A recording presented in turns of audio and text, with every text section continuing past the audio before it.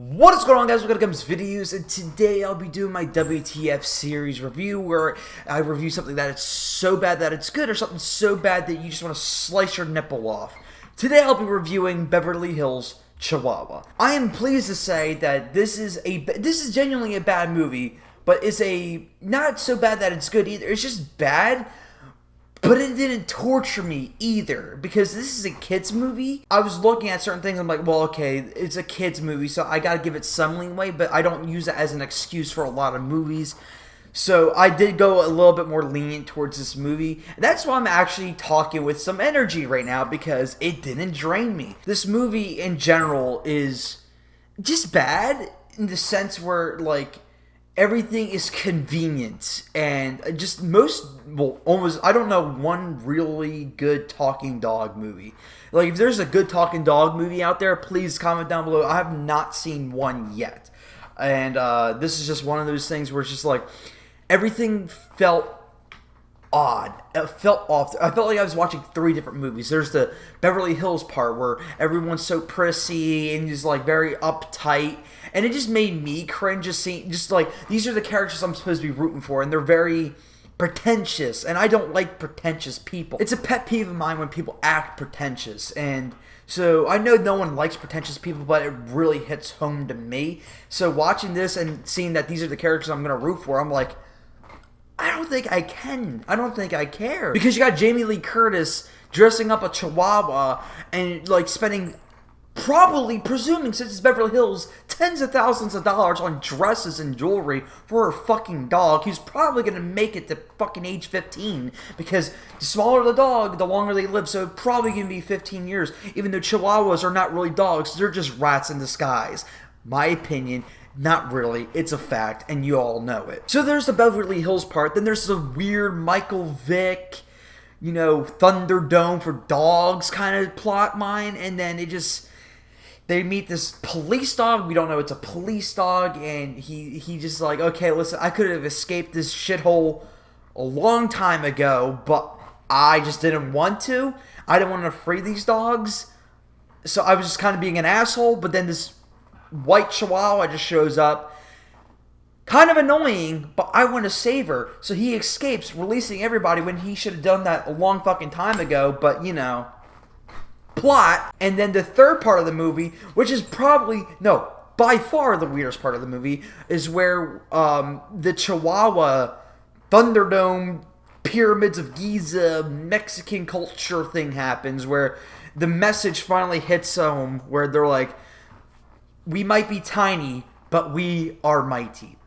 It's a good message, don't get me wrong, but it doesn't translate well when your message holder is a Chihuahua, and they're like, they can be mighty. No, they're not. They're Chihuahuas. They're rats. They're like this big. You can literally throw them like a football. I'm pretty sure a football has more weight to it. Mighty, yarr! And then it was because, when I say these feel like three different movies, they did feel like three different movies. Like, the Chihuahua army shows up in the desert when the German Shepherd is, like, fighting off three mountain lions, and then they stop because they see a freaking storm is coming. I thought it was a sandstorm. I'm like, oh, that's convenient. Little did I know it was a Chihuahua army, because it happens, right? And then they all bark like, I don't know what they bark like. It didn't sound like any dog I knew. It sounded like something big and scary. And they're like, yeah, its size doesn't matter. It's in the soul. It's in the soul.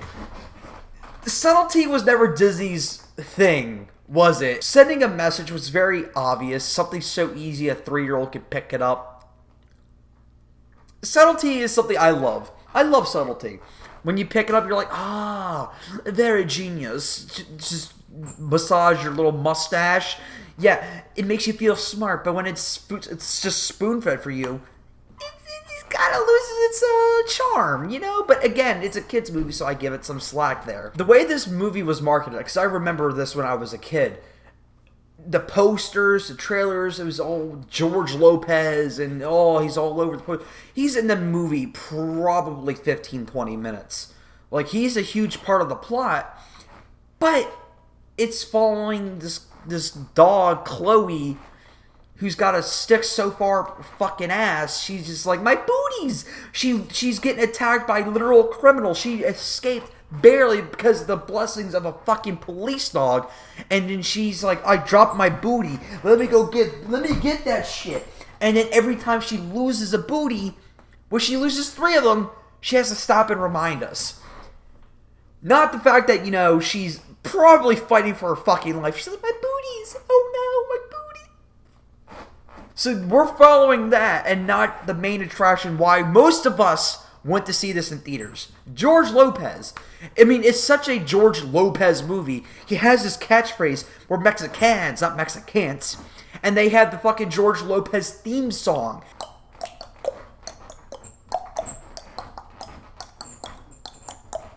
It was clearly targeted towards George Lopez audiences. I forget when this movie came out, but I can guarantee you it was either right off the heels of George Lopez, the show, or during the show. Because, I don't know, it just feels very gimmicky to him. I wrote in my notes, George Lopez is playing his most iconic role since he played himself. And it's very true, because I can guarantee you guys, most of you don't know what George Lopez is known for other than playing George Lopez. Literally. They didn't even bother changing the last name or the first name. They just called him George Lopez. So, what do you know him else for? Because I knew him for George Lopez. He played in this weird movie called Spare Parts, where he was like a teacher or something like that. I know he did some stand-up, but I don't know one person who's like, I knew George Lopez from stand-up comedy. No. No one did. Imagine being an actor and your second most iconic role is playing a Chihuahua and you're not even the main role. Wow. I will give credit where credit is due. Most of these movies I don't give a lot of credit for. This one is pretty easy. The dogs are pretty well trained. There's only been a handful of times where I'm like, there's clearly a bone in the background or there's clearly a treat. For the most part, they use the editing to hide that stuff. And I can usually tell, but they did it in such a clever way where it didn't bother me. And I'm just like, hey, I can buy these dogs telling a story. It's weird. It's very weird to say that because most movies don't have that kind of patience and that level of training where they're just like, okay, how are we going to hide the treats and stuff like that? How are we going to get them to point A to point B? That's a lot of training, so I give them credit for that. I mean, that's all I can really say about it. I mean, the only laugh I got in this movie was when Chloe got her ass knocked off the bed. And that was like the first 10, 15 minutes in the movie when I think of her face as Rachel. He was like, yeah, I'm taking care of the dog now. She's asleep at 11 in the morning. And Chloe's like, yeah, I got a pedicure or some shit like that, you know, as dogs do. As dogs get. Course. And then she is woken up and gets a call last minute. She's like, hey, you want to go to Mexico? Imagine getting called and given a 30-minute warning to go to a different country. I'm assuming in Beverly Hills it's not too far of a drive to get to Mexico, but it's still a different country. It's like, I don't know, going across the state and just saying like, yo, dude, you want to go across the state for a couple days? Sure. No job. Oh, you want to take the dog that you're supposed to be taking care of that could possibly get stolen in that country? Okay, cool. Because she literally gets stolen, gets kidnapped. And she's like, I get doggy napped. I mean, this movie would have been completely different. Completely different if this was China. Imagine her getting kidnapped in China. We wouldn't be Disney anymore. And I love how they don't even try to hide the racist jokes. It might not come off racist to certain people, but it's in general racist. Don't get me wrong. There's certain dark comedy that I like. But people don't have a problem with Spanglish. What's Spanglish, you might be asking? Make Yamo Gump get to the L fan on Spanglish. There's so much of Spanglish in this movie. I'm just like, wow. Did that today? Cancel culture will take you on. They did Spanglish. I mean, hey, some people are like, that's funny because we don't know Spanish either, so that makes it funny. But the second we know Spanish, I don't know. I just thought it was funny seeing that in a Disney movie. The capital of the PC culture. Yeah, that was fantastic. And the guy was just a gardener, and he got offended by being called a gardener. He's like, I'm a landscaper, have you know? And he's like, I'm just like, she did Spanglish in front of you, and the part you're offended by is her calling you a gardener, not a landscaper? And I love how this movie's mercifully short. It's barely 90 minutes. And that was vividly clear to me when they were doing this one trope that I cannot fucking stand. It just tells me that people can't write conflict. Not the part where the girl's like complaining, just like makes the conflict. Not that character, thank God, because that's a big trope I can't stand. But it's the next big thing, where it's the misunderstanding, and where they just look away for the right time, where we as the audience can be informed that, oh, that's not them fucking up, but they believe, if he just would have stared for another 4 fucking seconds, the movie would have been 10 to 15 minutes shorter. So yeah, the police cop is waiting for Chloe to, get help, and the hotel throws her out because she looks like a rodent, because she's a Chihuahua, but that's not the problem. It's because she's dirty, and she has a collar on, and instead of looking at the collar that's made of clear diamonds, they throw her out the window, and just like, yeet. And then the police dog looks out through this window and sees a Chihuahua just being fed. I'm like, it's funny because it was literally not even 10 minutes, and she's cleaned up, she's been clothed, and now she's dining. I'm pretty sure that's not the hotel, but okay.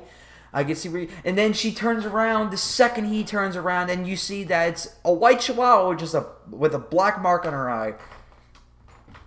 And then he says, oh, I see how it is, and walks away. And then not even 4 seconds later, Chloe comes over. He's like, I'm hurt, buddy. Where are you?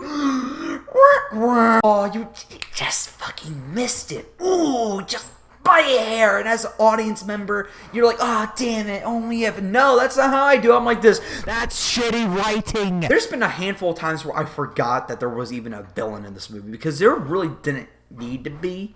Like, it could have been just a fish out of water situation. But no, they had to have a consistent villain where this dog is just an asshole. He's like, I'm going to kill this Chihuahua. I'm going to find him for my master. And then, yeah, the actual villains, the guys are controlling the dog, probably in the movie for like 5 minutes max.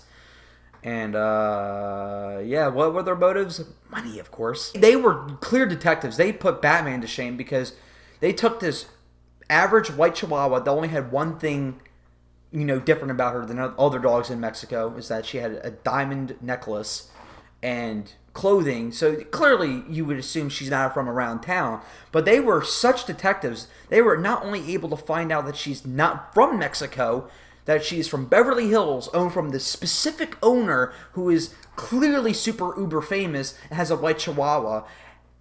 They don't even indicate that it's the same necklace. They're just like, oh, that's just her. Because white Chihuahua. Clothing. So there's not any other white Chihuahuas out there that are being treated like that, because I'm pretty sure Beverly Hills does have a lot of people like that. And there's a lot, it's surprising, it makes me sick to my stomach, but there's just genuinely people out there that do that to their dogs. I think it's fucking torture. Leave the goddamn dog alone. But people see a Chihuahua, they're like, I'm just gonna put clothes on it. With his detective skills, he was able to deduce that it was her, and that they were gonna steal this dog and hold her for ransom. Wow. The movie's harmless. It's got several dumb moments, and there's a couple times where the CG's really rough, and there's a couple times where you can see through the dog's training. But it's not the worst piece of shit movie I've ever seen. It's harmless. It's an alright kids movie. Just all in all, very weird and not that great. Well, that's going to be it for this week, guys. If you guys want a recommendation, make sure you're following my Patreon, patreon.com/GumpsVideos. You can support me there. $1, you can get exclusive content. You can follow me on Twitter, Gumps_videos. And this Saturday, we'll be doing a gaming live event for a good cause. So if you guys want details on that, watch the video. I uploaded yesterday or 2 days ago. So make sure you go check that out there. So that'll be it for this week, guys. And stay safe out there. Peace.